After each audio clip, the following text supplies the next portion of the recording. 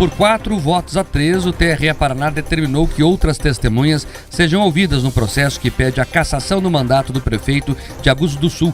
Com isso, o gestor segue temporariamente à frente do cargo. O desempate na análise do caso foi feito pelo presidente do Tribunal Regional Eleitoral, desembargador Wellington Emanuel Coimbra de Moura. No voto, o presidente da corte afirmou que não dá para assegurar que houve compra de votos, já que apenas o entendimento de uma eleitora consta na ação. O magistrado também considerou que não há provas concretas ou verbalizações da tentativa de compra de voto, apesar de haver o comprovante do Pix. Com isso, a maioria dos desembargadores da Corte Eleitoral Paranaense considerou que a compra de um único voto não pode ser responsável pela cassação de um prefeito. Dessa forma, os desembargadores decidiram pela conversão do julgamento em diligência. Na prática, eles determinaram a oitiva de novos eleitores de Agudos do Sul que receberam a transferência via Pix do prefeito na semana passada, na semana do pleito, perdão. Com isso, o processo segue na corte do TRE até que todas as diligências sejam cumpridas.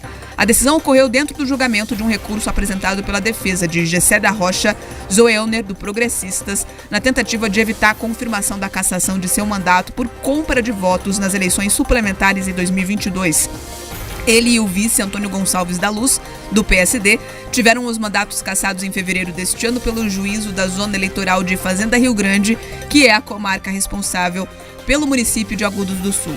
O prefeito teria comprado, então, votos de eleitores por pagamentos via Pix. A quebra de sigilo bancário apresentada pela acusação comprovou que Gessé fez pagamentos da própria conta bancária para enviar valores para eleitores que, inclusive, receberam comprovantes do valor que tinha sido acordado entre as partes. Com a decisão de ontem, Gessé segue temporariamente no cargo de prefeito até que as novas oitivas sejam feitas e encaminhadas para o pleno do TRE, que irá analisar novamente o caso. A decisão de ontem é suco de Brasil. Quer entender? É o seguinte: tem lá o Pix que o então candidato fez para os seus eleitores, na véspera da campanha, no dia da eleição, no dia subsequente à eleição. Foram nesses 3 dias os depósitos. Se fala ali em um voto, mas na verdade serão 28 transferências bancárias identificadas, 14 comprovadamente, segundo a investigação que foi feita para a compra de votos. Pois bem, aí, depois de muito debate, mas teve muito debate, tanto que rachou lá a corte, teve que o presidente votar como voto de Minerva. Então você imagina como o debate foi acalorado, de um lado e de outro.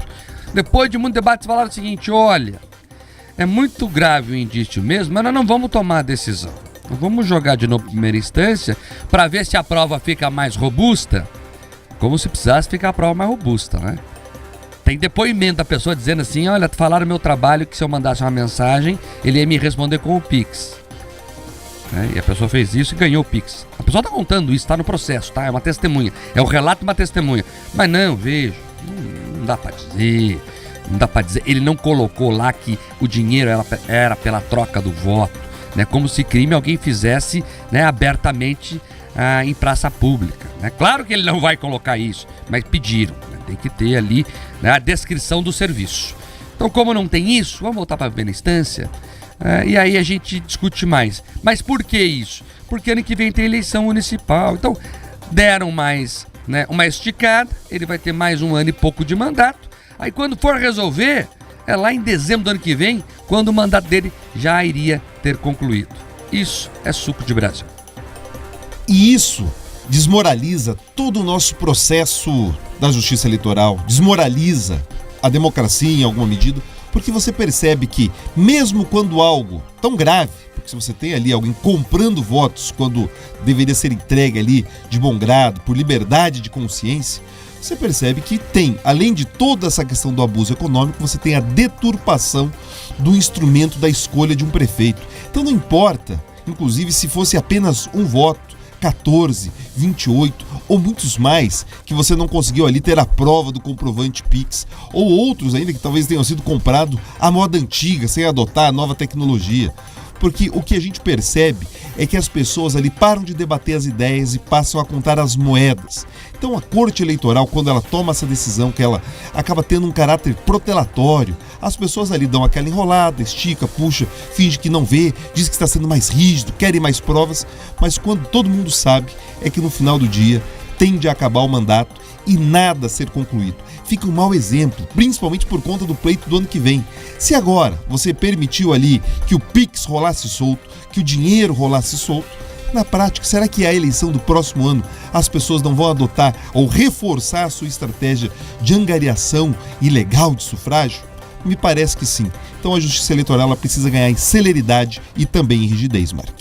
Essa angariação ilegal de sufrágio é a boa e velha compra de votos. É isso, né? É isso. É lamentável. Não faça isso. O eleitor tem poder. O voto é o que você tem de mais valioso em uma democracia. Mas tá tudo errado, né? O eleitor vender, alguém querer comprar e agora essa decisão ainda que parece validar tudo isso. Lamentável.